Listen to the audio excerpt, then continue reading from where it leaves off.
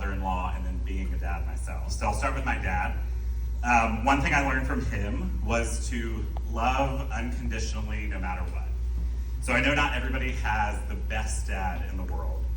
I know not everybody comes from a home of love. I was fortunate to have a dad who pointed me to God, who pointed me through his actions, unconditional love to God. So it reminds me of Romans 8, verse 38 to 39. And that says, "For I am convinced that neither death nor life, neither angels nor demons, neither the present nor the future, nor any powers, neither height nor depth, nor anything else in all creation will be able to separate us from the love of God." And my dad pointed me to that type of love. So he married my mom. I always say a woman, right? She's my mom. But he married a woman who already had a kid, who was, I think, 8 or 9 when they got married. And that was my sister, obviously. And my sister was not the easiest kid in the world. She's actually a drug addict and has been, she's 48 now, and has been kind of throughout her life. And I think just watching that relationship and how my dad led my mom, encouraged her to continue the relationship even when it was hard. Now, he's not perfect, but he was always there, he was always present, always pointing everyone to Christ, to God, kind of amidst all of that. He's always been the first in me and Brittany's life to welcome any foster children that we have or say, yes, you should do that. So he's very loving unconditionally, no matter kind of the circumstances. So I got the privilege to be raised by him and kind of get pointed to how God's love for his children is. So that was one thing I learned, was to love unconditionally no matter the circumstances. The second one was my father-in-law, Dave, who's no longer with us. I learned to trust in the Lord. So this is probably like a unique Father's Day lesson, but Ephesians 5, which I won't read the whole thing, but it's basically about wives submitting to the husbands, which again is a weird thing to talk about on Father's Day, I know. But the concept that I learned from my father-in-law was it takes a good father-in-law for a woman, for a daughter, to be able to submit to their husband, to trust that. And Dave did that really well. It's a hard concept now, having a daughter of my own, to think about one day releasing her to another man, right? That's not me or not God.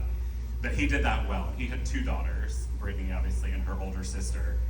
And he was, the classic dad when we were dating, scary, intimidating, making sure that, I was the right man for Brittany. But once he agreed, once he said yes to me, he released Brittany to me. And in fact, kind of throughout the rest of his life at our beginning of our marriage and his Papa G's stage, he always asked me first how the family was doing.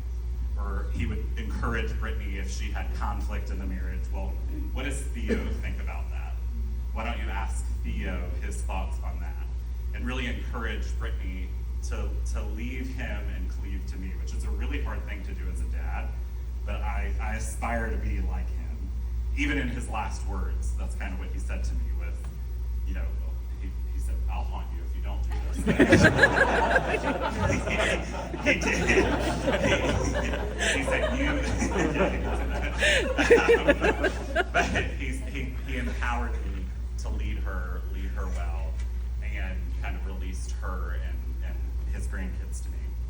And then finally, the last thing I've learned, just as being a dad, and specifically a dad to 2 biological kids here, 4 kids in heaven, and 6 foster kids throughout our marriage, that children are a loan from the Lord, given to us for a set time, but ultimately they are his.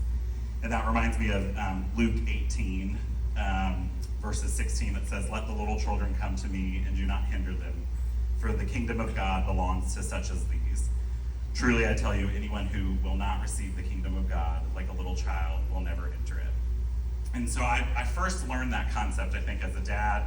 You want the control, but I first learned that concept through losing our daughter Hannah, and then through subsequent losses, but also through foster care too, right? You don't know how long you'll have a foster kid in the home. You don't know how long you'll have your own kids in your home. You kind of learn that concept walk through loss.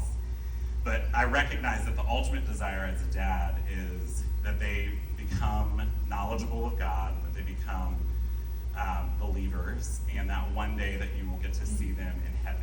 And so there's comfort in loss that they're already there, right? And the hope for Tessa and Seth and any foster kid that I get the opportunity and honor to be a part of their life is that they will be there too one day. And so it's, again, a hard concept to learn, but also one that's important, that they are ultimately his children, that he's given us the privilege and honor to raise for a set amount of time.